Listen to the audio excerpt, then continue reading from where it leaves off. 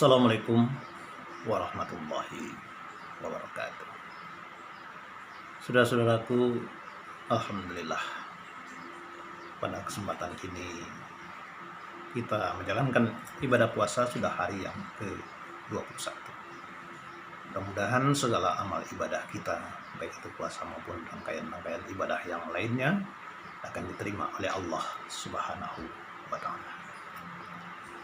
Bila saudara-saudaraku rahimakumullah, pada kesempatan yang berbahagia ini saya akan sampaikan yaitu tentang menangis dan tersenyum. Jadi ada masa-masanya kita menangis, orang tersenyum. Ada masanya kita tersenyum, orang menangis. Ada masanya kita tersenyum, orang pun tersenyum. Ada masanya kita menangis, orang pun menangis. Nah, kapan itu? Yang pertama sekali, masanya kita menangis, orang tersenyum, yaitu di waktu lahir. Di waktu lahir rata-rata bayi yang baru lahir itu dia menangis dia menghadapi dunia ini, dia menangis. Jarang, bahkan mungkin tidak pernah seorang bayi yang lahir dia langsung tersenyum, tapi menangis. Tapi bagaimana dengan orang sekitarnya? Bagaimana dengan keluarganya? Bagaimana dengan orang tuanya? Dia akan tersenyum. Dia akan senang setelah melihat bayi yang sudah lahir senyum. Orang tuanya, ibunya, walaupun begitu sakitnya waktu melahirkan, susah, payah, kan ada yang sampai dibelah perutnya tatkala melahirkan, dia tetap tersenyum. Walaupun sudah dipikirkan biaya yang begitu besar, tapi dia tetap tersenyum melihat bayi mungil yang sudah lahir. Kemudian yang kedua, ada masanya kita tersenyum, orang tersenyum. Nah, jadi sama-sama tersenyum gitu. Kapan itu? Ada yang ingat? Mungkin ada yang sudah lupa kali ya. Tatkala bersanding, tatkala menikah, tatkala duduk di pelaminan, si pengantin jadi pengantin, rata-rata tersenyum. Tersenyum simpul, senang, bahagia. Duduk bersanding dengan istri tercinta, duduk bersanding dengan suami tercinta. Kadangkala sampai tidak lupa diri atau seolah tidak ada orang begitu. Tersenyum, senang, bahagia. Tidak ada orang yang tidak bahagia di situ. Kemudian orang-orang datang juga begitu, senang juga, tersenyum. Tatkala bersalaman, tatkala mau pamitan, rata-rata tersenyum. Bahkan orang-orang yang mungkin pernah menjalin hubungan dengan pengantin itu sendiri juga tetap tersenyum. Yang jelas tersenyum dululah, walaupun di hatinya bagaimana, tersenyum. Itulah masanya kita tersenyum, orang juga tersenyum walaupun tidak kenal. Terus yang ketiga, ada masanya kita yang tersenyum, orang menangis. Kalau tadi waktu lahir kita yang menangis, orang tersenyum. Ada masanya kita tersenyum, orang menangis. Kapan itu? Waktu meninggal dunia dalam keadaan husnul khatimah. Meninggal dunia dalam keadaan baik. Meninggal dunia dalam keadaan dosa-dosa sudah diampunkan. Meninggal dunia dengan membawa amal-amal ibadah yang banyak. Membawa amal ibadah dengan penuh keikhlasan. Nah, inilah orang-orang yang tersenyum tatkala malaikat datang mencabut nyawanya. Dia akan tersenyum karena sudah diperlihatkan kepadanya surga dengan segala kenikmatannya, sehingga tidak terasa rohnya dicabut. Walaupun dikatakan bahwa sakitnya mati itu bagaikan binatang dikupas kulitnya hidup-hidup, atau bagaikan pukulan pedang sampai 300 kali pukulan. Tapi bagi orang-orang yang bertakwa, bagi orang-orang yang takut kepada Allah, bagi orang yang istiqomah dalam ibadahnya, bagi orang-orang yang meninggalkan kejahatan-kejahatan, meninggalkan perbuatan maksiat, beramal, beribadah dengan kekhusukan, maka dia tersenyum. Tapi bagaimana dengan orang-orang di sekitar kita? Bagaimana dengan saudaranya? Bagaimana dengan keluarganya? Dia menangis, dia meneteskan air mata. Boleh-boleh saja, tidak apa kalau hanya sekedar sedih. Ya wajar seorang sedih, ditinggalkan oleh orang yang dicintainya, apalagi orang yang sangat baik, orang yang taat, ahli ibadah, tidak sombong, tidak ujub, tidak angkuh. Dia baik, dia ramah, suka berbagi, dia meninggal. Maka tentunya orang-orang sekitarnya akan menangis, akan meneteskan air mata, akan sedih karena berpisah dengan orang yang dicintainya. Boleh-boleh saja. Yang tidak boleh itu meratap, menyesali, apalagi sampai menampar-nampar pipi, merobek-robek pakaian, nggak rela. Ini yang nggak boleh. Tapi kalau sekedar menangis, boleh-boleh saja.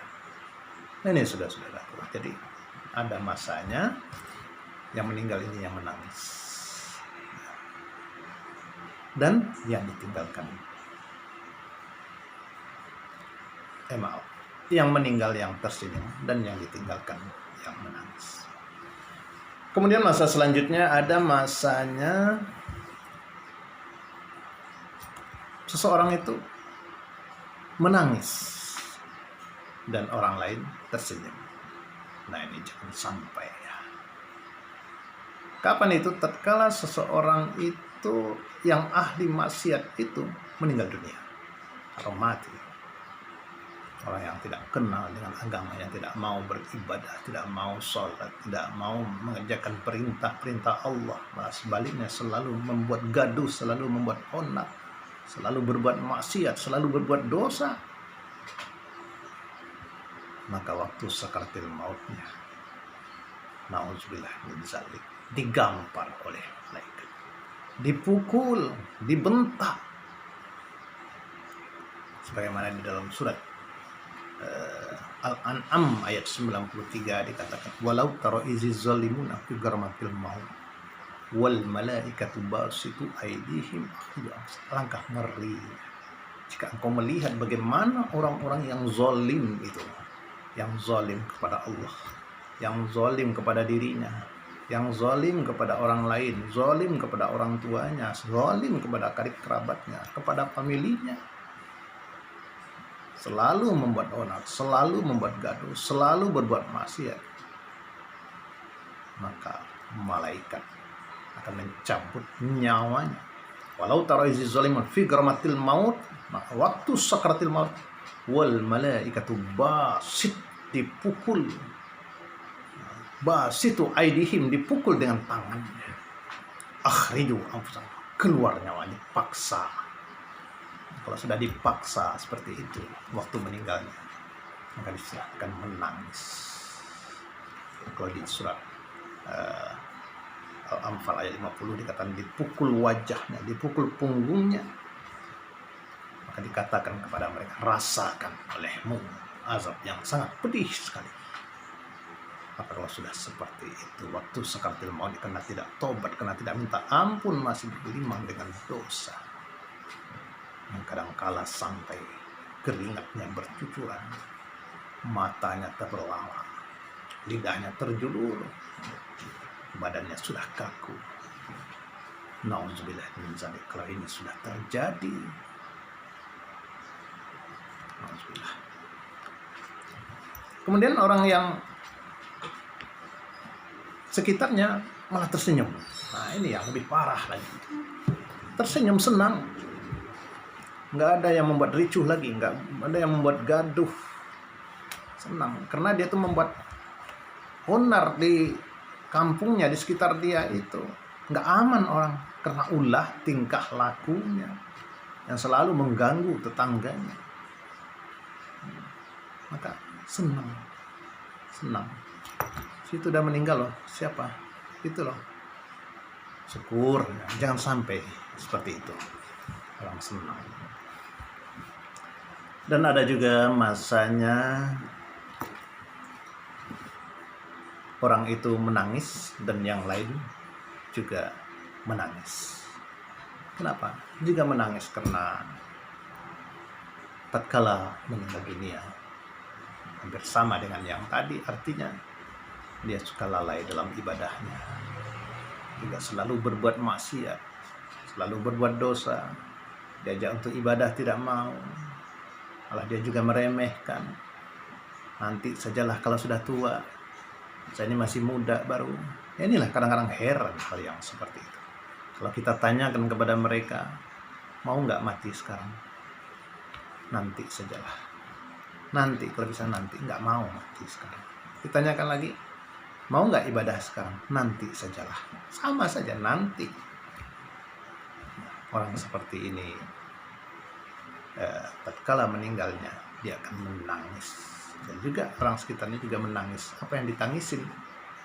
Merasa kasihan, meninggal sampai seperti itu, belum beribadah. Maka tentunya keluarganya, saudaranya juga menangis. Tapi menangis sedih karena berpisah dengan keluarganya, dan juga menangisi, yaitu karena dia masih berbuat maksiat berkala hidupnya, belum mengamalkan perintah-perintah Allah. Nah, ini saja saudara-saudaraku rahimakumullah. Jadi bermacam-macam masa bagi diri seseorang. Masa menangis, orang tersenyum. Masa tersenyum, orang tersenyum. Masa menangis, orang tersenyum. Dan masa dia menangis, orang juga menangis. Demikian, mudah-mudahan bermanfaat. Billahi taufiq wal hidayah. Wassalamualaikum warahmatullahi wabarakatuh.